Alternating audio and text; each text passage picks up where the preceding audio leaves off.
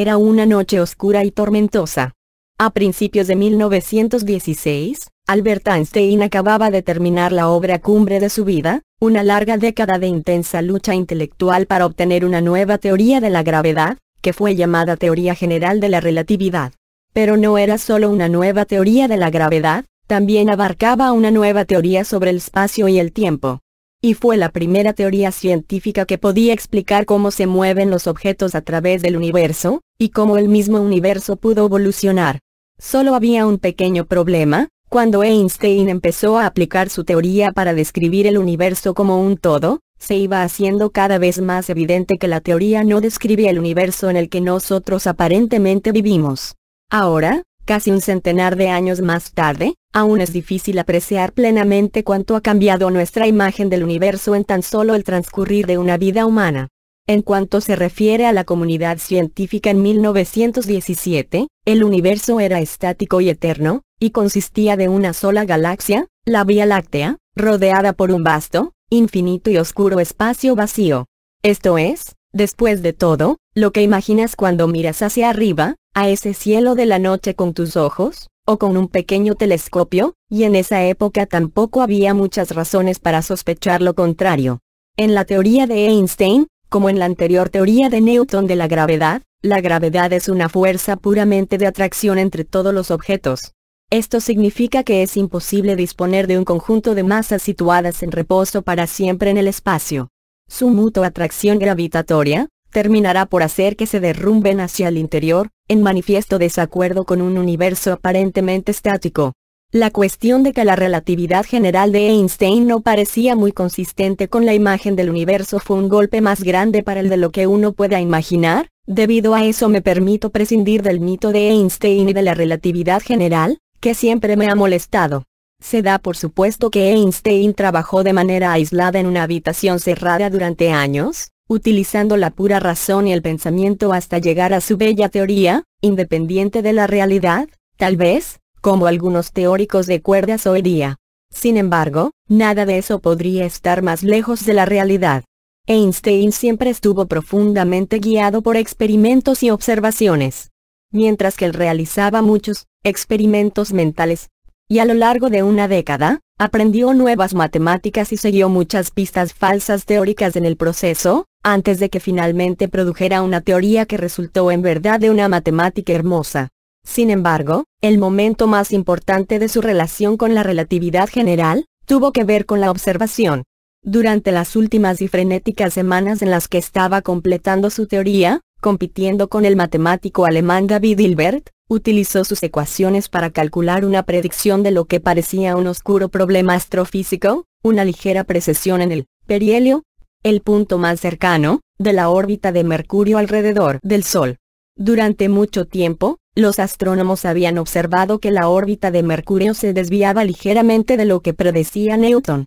En lugar de ser una elipse perfecta que regresaba a sí misma, la órbita de Mercurio mantenía una precesión. Aquello significaba que el planeta no volvía precisamente al mismo punto después de una órbita. De esta manera, la orientación de la elipse se desplazaba ligeramente en cada órbita, en definitiva, que trazaba una especie de patrón parecido a una espiral, de una cantidad increíblemente pequeña, 43 segundos de arco, aproximadamente 1/100 de grado, cada siglo. Cuando Einstein realizó su cálculo de la órbita con su teoría de la relatividad general, el número le salió a la perfección. Tal como lo describía el biógrafo de Einstein, Abraham Pais. Creo que este descubrimiento fue, con mucho, la experiencia emocional más fuerte de la vida científica de Einstein, tal vez de toda su vida. Él contaba que sentía las palpitaciones de su corazón, como si algo hubiese estallado en su interior. Un mes más tarde, cuando describía su teoría a un amigo, como de una belleza incomparable, dejaba relucir su satisfacción por la forma matemática, aunque ya no informara de palpitaciones, claro. Pero el aparente desacuerdo entre la relatividad general y la observación en lo tocante a la posibilidad de un universo estático no duró mucho, aun cuando esto causara que Einstein introdujera una modificación en su teoría, que más tarde declaró como su mayor error, pero de esto ya hablaremos más adelante. Todo el mundo, con la excepción de ciertas juntas escolares de Estados Unidos, ahora saben que el universo no es estático, sino que se está expandiendo y que dicha expansión se inició en un punto increíblemente caliente y denso, llamado Big Bang, hace unos 1,3-7 mil millones de años. Con igual importancia, sabemos que nuestra galaxia es solamente una más de las quizá 400 mil millones de galaxias del universo observable. Como los primeros trazadores de mapas terrestres, solo hemos comenzado a trazar plenamente el universo en sus escalas más grandes. No es de extrañar que en las últimas décadas hayamos sido testigos de cambios revolucionarios en nuestra imagen del universo. El descubrimiento de que el universo no es estático, sino que está en expansión, tiene un profundo significado filosófico y religioso, ya que sugiere que nuestro universo tuvo un principio. Y un principio implica creación, y la creación agita las emociones. A pesar de que tardó varias décadas, desde su descubrimiento en 1929, la noción de expansión de nuestro universo desde un Big Bang, hasta que lograse una confirmación empírica independiente, el Papa Pío XII lo anunció en 1951 como evidencia del Génesis. Así dijo: parecería que la ciencia de hoy en día, tras dar la espalda a través de los siglos, ha conseguido dar testimonio del majestuoso momento del primordial fiat lux, hágase la luz, cuando junto con la materia, de allí brotó, desde la nada, un mar de la luz y la radiación, y los elementos se dividieron y agitaron y se formaron en millones de galaxias. Por lo tanto, con la concreción que le es característico a las pruebas físicas, la ciencia ha confirmado la contingencia del universo y también la bien fundada deducción de una época en la que el mundo surgía de las manos de su creador. Así pues, la creación se llevó a cabo. Nosotros decimos: por lo tanto, hay un creador. Por lo tanto, Dios existe. La historia completa es en realidad un poco más interesante. De hecho, la primera persona en proponer un Big Bang fue un sacerdote belga y físico llamado Georges Lemaitre. Lemaitre tuvo una notable combinación de capacidades. Comenzó sus estudios como ingeniero, fue artillero condecorado en la Primera Guerra Mundial, luego cambió a las matemáticas mientras estudiaba para el sacerdocio en la década de 1920. Más tarde se interesó por la cosmología, estudiando primero con el famoso astrofísico británico Sir Arthur Stanley Eddington, antes de trasladarse a la Universidad de Harvard y, finalmente, recibir un segundo doctorado en física del MIT. En 1927, antes de recibir su segundo doctorado, Lemaitre ya había resuelto las ecuaciones de Einstein de la relatividad general, y demostró que la teoría predice un universo no estático. De hecho, sugiere que el universo en que vivimos se está expandiendo. La idea parecía tan escandalosa que el propio Einstein le espetó la conocida frase: tus matemáticas son correctas, pero tu física es abominable. Sin embargo, Lemaitre prosiguió con fuerza. Ya en 1930 propuso que nuestro actual universo en expansión comenzó en un punto infinitesimal, que él llamó átomo primitivo, y que este principio representaba, en alusión al Génesis quizá, el día sin ayer. Así pues, el Big Bang, que el Papa anunció, lo había propuesto por primera vez un sacerdote. Uno podría pensar que Lemaitre se habría emocionado con esta validación papal, pero él ya había discurrido que esta teoría científica tendría consecuencias teológicas y se adelantó, eliminando un párrafo del borrador de su artículo de 1931 sobre el Big Bang, donde comentaba acerca de este tema.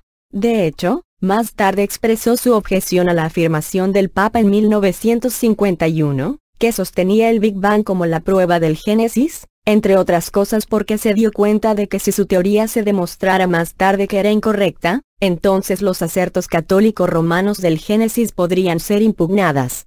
En esa época, él había sido elegido por la Academia Pontificia del Vaticano, llegando a ser su presidente. Como él mismo dijo: por lo que puedo ver, una teoría se mantiene completamente al margen de cualquier cuestión metafísica o religiosa. El Papa nunca volvió a plantear el tema en público. De aquí se deduce una valiosa lección. Como reconoce Lemaitre, si el Big Bang sucedió realmente es una cuestión científica, no una teología. Además, incluso de haber sucedido, que todas las evidencias apoyan abrumadoramente, se podría interpretar de diferentes maneras, dependiendo de las propias predilecciones religiosas o metafísicas. Un punto de vista puede observar en el Big Bang la sugerencia de un creador, caso de sentir tal necesidad, o por el contrario, Sostener que la matemática de la relatividad general explica la evolución del universo, de vuelta a sus inicios, sin intervención de ninguna deidad. Pero esta especulación metafísica es independiente de la validez física del propio Big Bang y es irrelevante de nuestra comprensión de ello. Por supuesto, si vemos un paso más allá de la mera existencia de un universo en expansión, a fin de entender los principios físicos que delatan su origen, la ciencia puede ir arrojando más luz sobre esta especulación, y así lo voy a argumentar. En cualquier caso, ni Lemaitre ni el Papa convencieron al mundo científico de que el universo se estaba expandiendo. Por el contrario, como en toda buena ciencia, la evidencia provino de la observación cuidadosa, en este caso realizada por Edwin Hubble, quien tenía una gran fe en la humanidad. Él comenzó como abogado y luego se convirtió en astrónomo. Hubble ya había hecho antes algún avance significativo, en 1925, con el nuevo telescopio del Monte Wilson Walker de 100 pulgadas, entonces el más grande del mundo. En comparación, ahora estamos construyendo telescopios 10 veces más grandes de ese diámetro y abarcan un área 100 veces mayor. Pero en aquel entonces eso es lo que estaba disponible, y los astrónomos fueron capaces de discernir las imágenes borrosas de objetos que no eran simples estrellas en nuestra galaxia. Las llamaron nebulosas, que básicamente significa nube. También se debate si estos objetos se encontraban dentro o fuera de nuestra galaxia. En aquella época, el punto de vista predominante era que todo lo que había en el universo era nuestra galaxia. La mayoría de los astrónomos cayeron en el gran debate dirigido por el famoso astrónomo Arlo Shapley de Harvard. Shapley había abandonado la escuela en 5º grado y estudió por su cuenta. Con el tiempo llegó a Princeton. Él decidió estudiar la astronomía mediante la elección del primer tema que se encuentra en el plan de estudios. En un original trabajo demostró que la Vía Láctea era mucho más grande de lo que se pensaba y que el Sol no estaba en su centro, sino solo en un rincón remoto, poco interesante. Él cobró una fuerza formidable para la astronomía, y por eso, sus puntos de vista sobre la naturaleza de las nebulosas tuvieron una considerable influencia. El día de Año Nuevo de 1925, Hubble publicó los resultados de su estudio de 2 años de las nebulosas espirales, donde fue capaz de identificar un cierto tipo de estrella variable, llamado estrella variable Cefeiba, entre estas nebulosas, incluyendo la nebulosa ahora conocida como Andrómeda. Observado por primera vez en 1784, las estrellas variables Cefeibas son estrellas cuyo brillo varía a lo largo de un periodo regular. En 1908, la tan poco apreciada como conocida aspirante a astrónomo, Henrietta Swan Leavitt, fue empleada como computer en el observatorio del Harvard College. Los computers eran mujeres dedicadas a catalogar el brillo de las estrellas registradas en las placas fotográficas del observatorio. En aquellos tiempos a estas mujeres no se les permitía utilizar los telescopios del observatorio. La hija de un ministro del Congreso y descendiente de peregrinos, Leavitt hizo un asombroso descubrimiento, que iluminó su estela en 1912, se dio cuenta de que había una relación regular entre el brillo de las estrellas Cefeibas y el período de su variación. Puesto así, si uno pudiera determinar la distancia de una sola Cefeiba en un período conocido, que posteriormente se determinó en 1913, y luego medir el brillo de otros Cefeibas del mismo período, nos permitiría determinar la distancia de estas otras estrellas. Dado que el brillo observado de las estrellas decrece inversamente con el cuadrado de la distancia de la estrella, la luz se extiende uniformemente sobre una esfera cuya área aumenta con el cuadrado de la distancia. Por tanto, si la luz se propaga a lo largo de una esfera más grande, la intensidad de la luz observada en ningún momento disminuye inversamente con el área de la esfera. Se determinó la distancia de esas estrellas lejanas que siempre habían sido un gran reto para la astronomía. El descubrimiento de Leavitt fue revolucionario. El mismo Hubble, que fue descartado para el premio Nobel, dijo a menudo que el trabajo de Leavitt se merecería el premio, aunque su actitud fue un tanto egoísta, ya que lo había sugerido únicamente porque habría sido un candidato natural a compartir dicho premio con ella debido a su trabajo posterior. En fin, el trabajo para nombrar a Leavitt al Nobel en 1924 ya había comenzado en la Real Academia Sueca, cuando se supo que había muerto de cáncer 3 años antes. Dada su fuerte personalidad, talento natural para la autopromoción y su habilidad como observador, Hubble se fue convirtiendo en un nombre familiar, mientras que Leavitt, por desgracia, Solo es conocida por los aficionados de este campo. Hubble fue capaz de usar su medición de las cefeidas y la relación período-luminosidad de Leavitt, para demostrar definitivamente que las cefeidas de Andrómeda y otras nebulosas estaban demasiado distantes para formar parte de la Vía Láctea. La galaxia de Andrómeda se descubrió como si se tratara de otro universo aislado, otra galaxia espiral casi idéntica a la nuestra, y una de los más de 100.000 millones de otras galaxias que, ahora sabemos, existen en nuestro universo observable. Los resultados de Hubble eran tan claros que la comunidad, incluyendo a Shapley, que, por cierto, en ese momento se había convertido en director del observatorio del Harvard College, donde Leavitt había hecho su innovador trabajo, aceptó rápidamente el hecho de que la Vía Láctea no es todo lo que nos rodea. De repente, el tamaño del universo conocido se había expandido en una cantidad mucho mayor de la que tuvo en siglos. Su carácter también había cambiado, igual que casi todo lo demás. Después de este espectacular descubrimiento, Hubble podía haber descansado en los laureles, pero fue detrás de un pez más grande, en este caso, las galaxias más grandes. Midiendo las cada vez más tenues cefeidas de las galaxias más lejanas, fue capaz de trazar un universo en escalas cada vez mayores. Sin embargo, cuando hacía esto, descubrió algo mucho más notable: el universo se está expandiendo. Hubble consiguió llegar a este resultado, comparando las distancias de las galaxias que él medía con un conjunto diferente de mediciones de otro astrónomo norteamericano, Besto Slipper, que había medido los espectros de luz procedentes de estas galaxias. Comprender la existencia y naturaleza de tales espectros requiere volver a los inicios de la astronomía moderna. Uno de los descubrimientos más importantes de la astronomía fue que la materia estelar y la materia de la Tierra son básicamente la misma cosa. Todo comenzó, como pasa tantas veces en la ciencia moderna, con Isaac Newton. En 1665, Newton, entonces un joven científico, permitió que un delgado rayo de luz solar entrase en la oscuridad de su habitación a través de un pequeño agujero que hizo en el tirador de la ventana. Este pasaba a través de un prisma y vio cómo la luz del sol se dispersaba en los familiares colores del arco iris. Su razonamiento fue que la luz blanca del sol contiene todos estos colores, y tenía razón.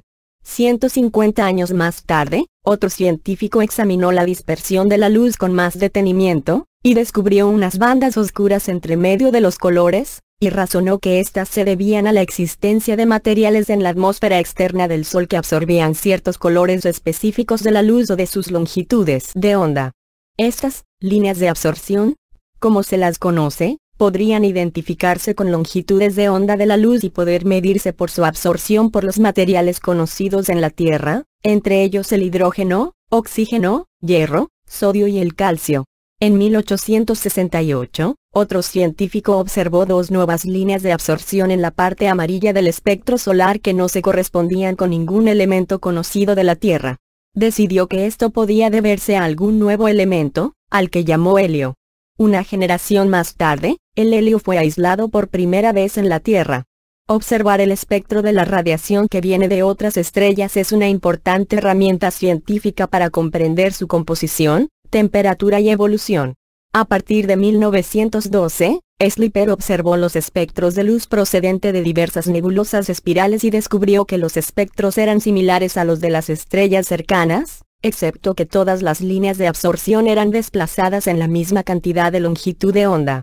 Este fenómeno se entendió entonces como el resultado del conocido efecto Doppler, debido al físico austríaco Christian Doppler, que en 1842 explicó que las ondas que vienen hacia ti desde una fuente en movimiento se alargarán si la fuente se aleja, y se comprimirán si se acercan. Esta es la manifestación de un fenómeno que todos conocemos.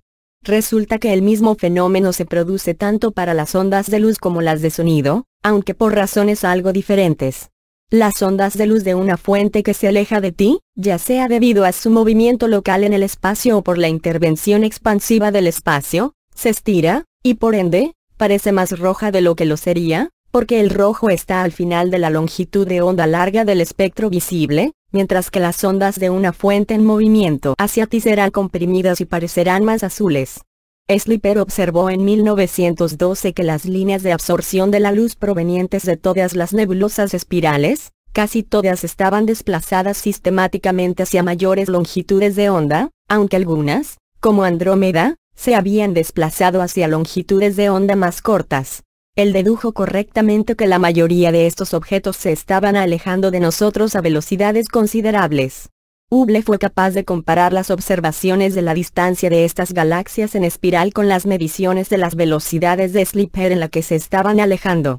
En 1929, con la ayuda de un miembro del personal del Monte Wilson, Milton Humason, cuya talentosa técnica era tal que había conseguido un trabajo en el Monte Wilson sin siquiera tener un diploma de la escuela secundaria, anunció el descubrimiento de una importante relación empírica que hoy llamamos ley de Hubble. Hay una relación lineal entre la velocidad recesional y la distancia de la galaxia.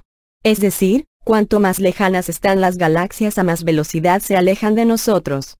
Cuando se presentó por primera vez este notable hecho, que casi todas las galaxias se estaban alejando de nosotros, y las que estaban 2 veces más lejos se movían 2 veces más rápido, los que estaban 3 veces más lejos 3 veces más rápido, etc., parecía obvio lo que esto implicaba.